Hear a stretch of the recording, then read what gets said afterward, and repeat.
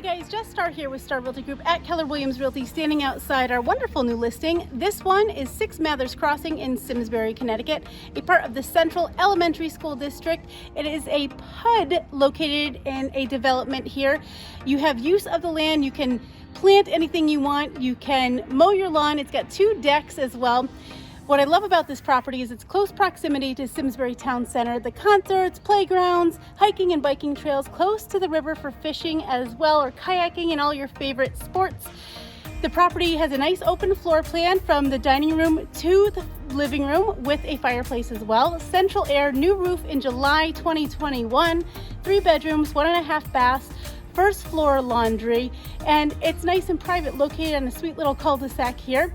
If you want more information, you better visit our website, starrealtygroup.com, or give us a call at 860-325-2484. We are looking forward to helping you make your dreams come true too. Make it a great day.